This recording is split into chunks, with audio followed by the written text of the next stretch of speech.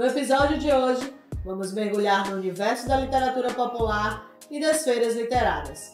Para isso, recebemos dois convidados muito especiais.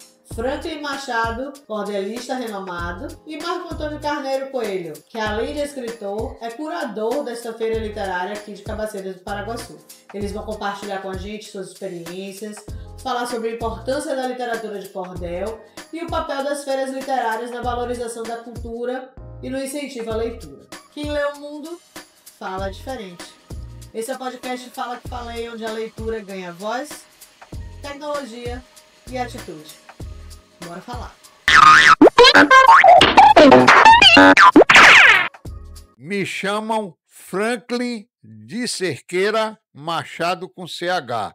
Agora, quando eu entrei em cordel, há 50 anos atrás, eu botei o nome Franklin Machado com X nordestino, porque eu morava em São Paulo, então, para identificar meu trabalho. Sou jornalista formado, advogado também, mas larguei tudo para estar no cordel, entendeu? E aprendi com o povo. Quer dizer, meus títulos me deu alguma coisa de entender essas coisas do povo. Conta pra gente um pouco da sua trajetória, né, como cordelista. Bom, eu entrei no cordel praticamente incentivado por Rodolfo Coelho Cavalcante, que inclusive vinha aqui no museu sempre, quando era vivo, né? Eu também já vi algumas vezes, mas sou baiano de Feira de Santana, mas fui para São Paulo. Lá eu trabalhei na Folha de São Paulo, trabalhei no Diário Popular e outros jornais, mas larguei tudo com saudade da minha terra e sem poder voltar e estar no meio da minha cultura e entrei no cordel. Entrei justamente falando do metrô e do frio de São Paulo, do Corinthians. Fui eu que fiz o Corinthians ser campeão, porque naquele tempo o Corinthians tinha 22 anos que não ganhava o campeonato e eu disse que era um sapo que enterraram no Parque São Jorge e que se desenterrasse que o Corinthians ganhava.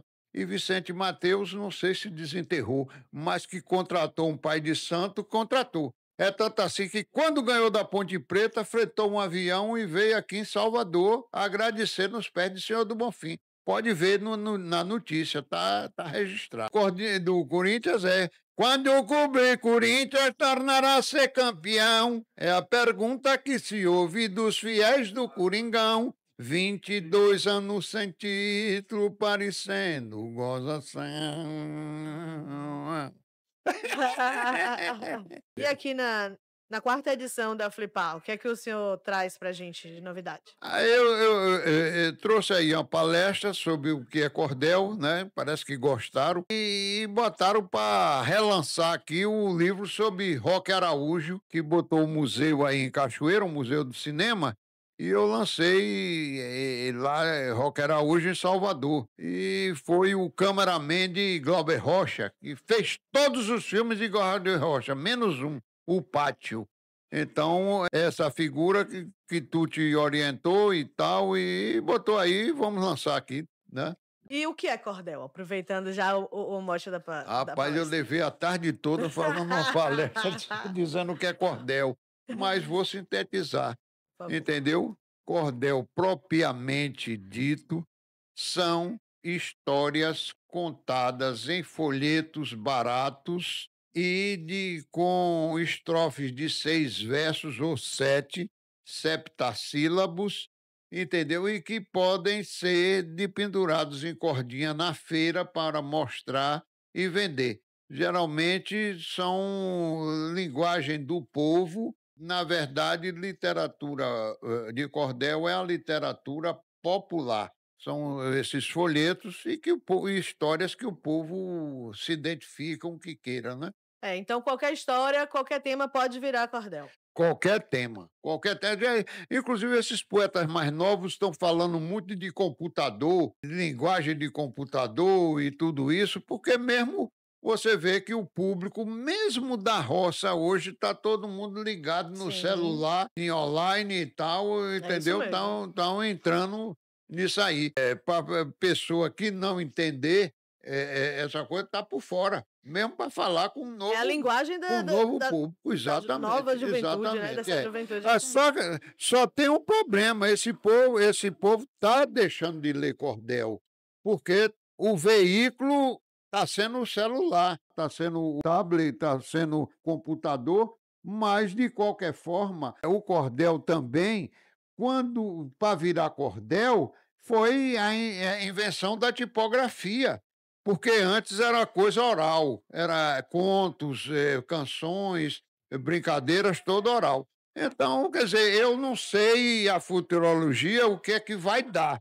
Agora, aqui também a gente não pode ser contra o progresso. Vamos trazer o cordel para a tecnologia, né? Para dentro do Exatamente. celular. Não, já tem muita gente, tem muitos poetas que já tem. faz cordel dentro do computador. Bota lá no site, não sei o que lá e tal, e faz, bota os versos na internet, e as pessoas comunicam, interligam, e essa coisa toda.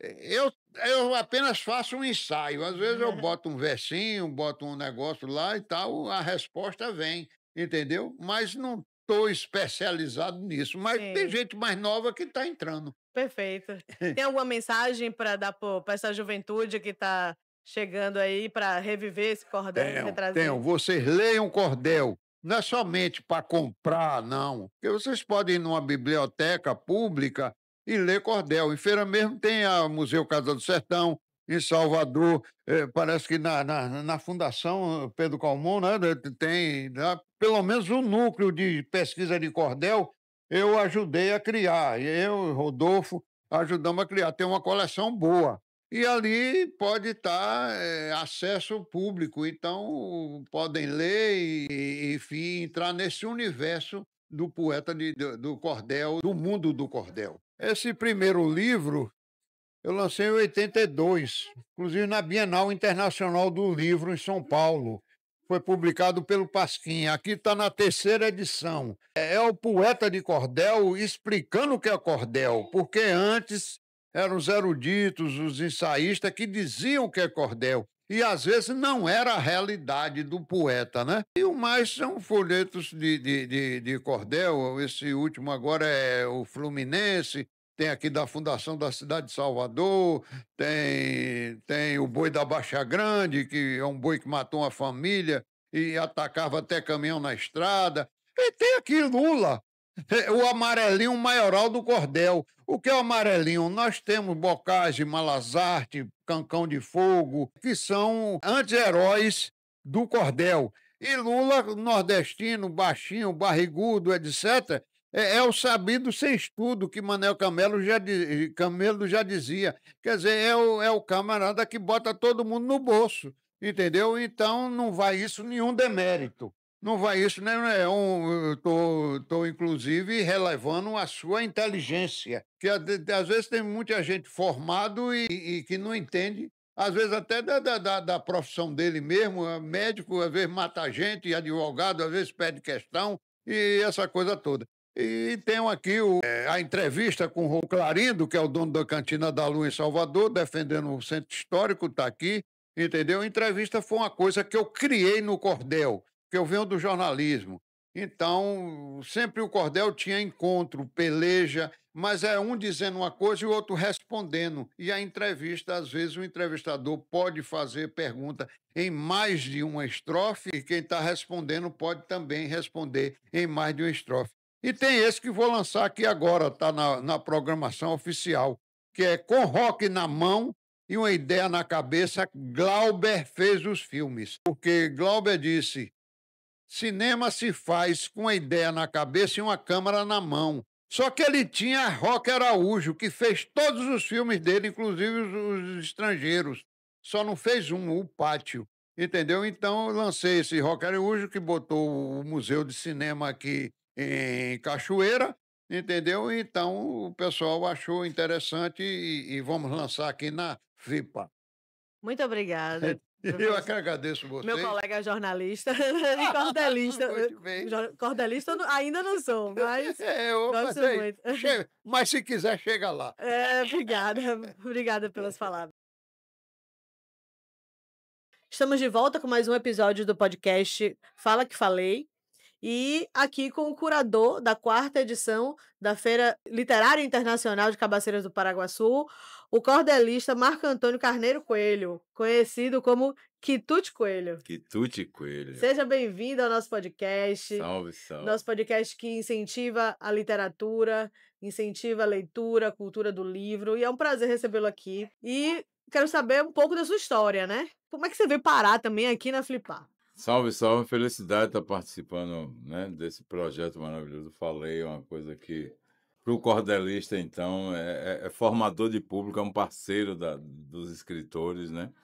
E assim, a Flipar eu já vi há 2 anos atrás e fiz uma participação como cordelista nos palcos e fiz algumas interações nas cenas aqui da festa literária.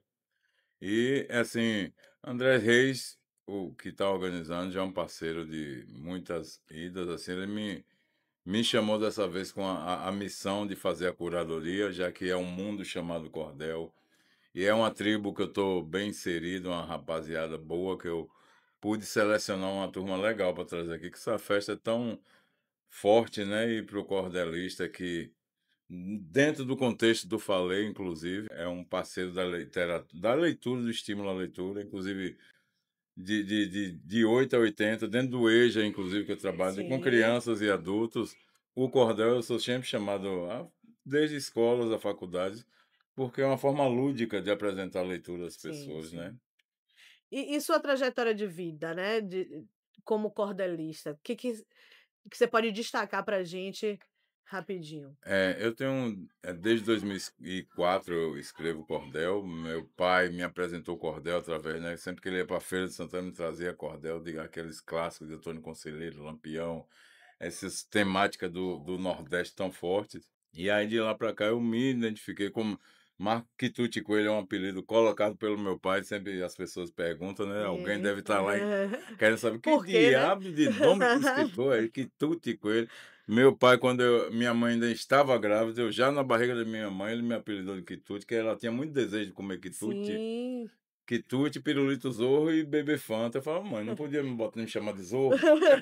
Mais viril, eu tive que ouvir piadinhas de bullying, quero comer quitute. Mas aí ele ia, porque meu pai sempre gostou de tomar uma biritinha para bodega. Vai nascer um quitute. A mulher só quer comer quitute. Eu nasci gordinho.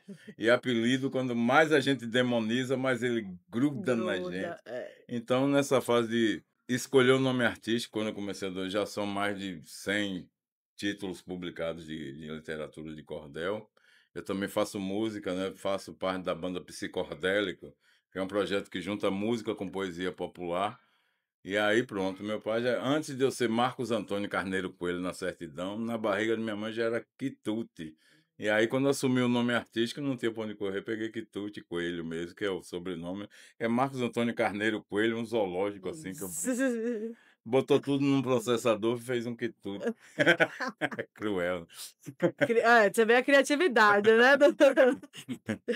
E você lançou algum cordel aqui nessa feira? Aqui O na mais feira eu recente? lancei justamente esse aqui, que é a vida e obra de Pedro Braz, que é o cordelista homenageado da feira. Eu, como Sim. curador, me sugeriram e foi uma grande honra pesquisar na biografia desse cordelista aqui do município, né? Que além de Castro Alves, que é a referência maior Sim. do estado, do país, nosso grande poeta, a gente tem aqui Pedro Braz, é uma grande figura. Eu me senti muito honrado com essa missão também de fazer o cordel sobre a vida dele. A família dele ficou muito emocionada, teve uma receptividade, porque tinha muita coisa, Bacana. muito pouca coisa dele, assim, internet, essas coisas, referência. Então eu tive que mergulhar num papo com quem eu conheci e tal.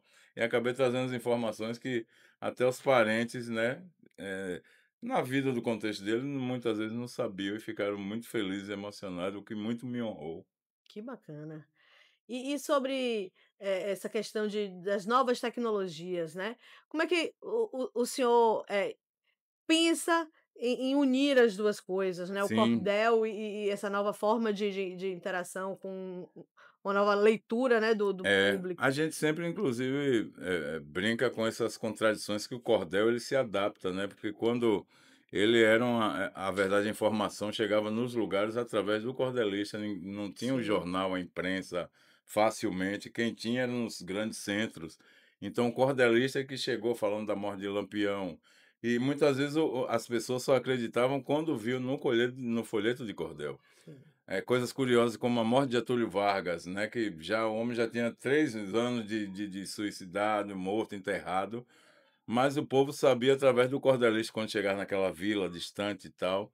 Quer dizer, 3 anos depois, muita gente que, né, ele era tido como um herói para as pessoas mais humildes, inclusive, era um chororô danado e tal. Então, o cordel, ele passa por isso, que ele é secular aqui no Brasil, pelo menos na forma que ele chegou, né, com as caravelas e tal.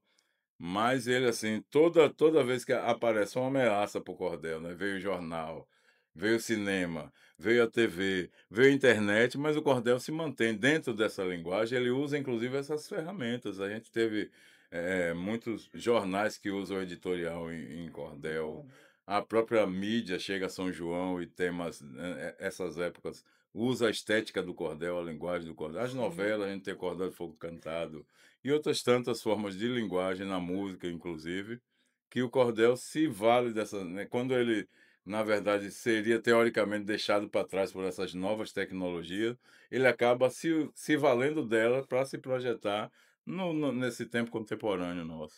Você sabe de algum site ou alguma página que, traga de conteúdo o cordel ou Eu tenho aqui o palestrante que eu trouxe hoje mesmo, o mestre JC Freitas. Ele tem um site, um blog que chama ABC do Cordel, que tem tutoriais de cordel. Muitos bacana. professores educadores que querem levar o Para cordel para a isso. sala de aula pegam algumas questões básicas que eles possam apresentar, para já passar para os meninos a questão da métrica, a contagem de rimas, a forma de Sim. fazer uma estrofe. Então, ABC do Cordel, que eu recomendo assim de cara, que você vai estar lá um apanhado legal e até se quiser já começar a fazer seus versos, você vai achar uns caminhos ali com o Oh, mestre JC. maravilha, ó. Olha aí.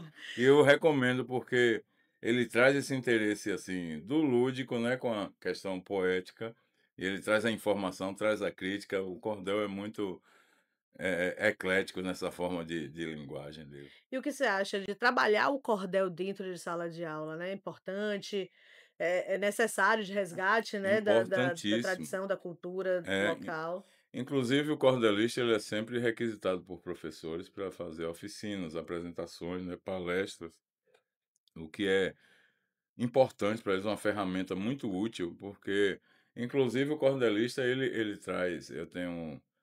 Hoje JC falou do homem que mija sentado, né, dessa coisa do homem que mesmo ou chega bêbado meio em casa, ele brinca que, né, quando sacode seu instrumento e não sei o que suja, Oh, por mais aciado, ele fala que é um dos homens que mija sentado, que se agrada às mulheres, não sei o que, uma coisa, sabe? Aí eu tenho um cordel chamado A Maconha, que virou incenso de procissão. Então, são olha. temas que muitas vezes para o professor abordar, né, nosso amigo Franklin Machado apresentou hoje de exploração sexual infantil, que é um tema muito em voga, Sim, e que muitas vezes é meio espinhoso para o professor estar lidando. E quando ele traz o cordelista, e a partir de um conto, ou de um cordel, de um causo, aponta aquele problema sim. social, ele pode, a partir dali, daquela abordagem poética e lúdica, começar a discutir com os alunos de uma forma mais tranquila aqueles É. assuntos, que Trabalhar com seriam leveza, né, um teoricamente tema mais delicados para ele é. abordar em sala de aula.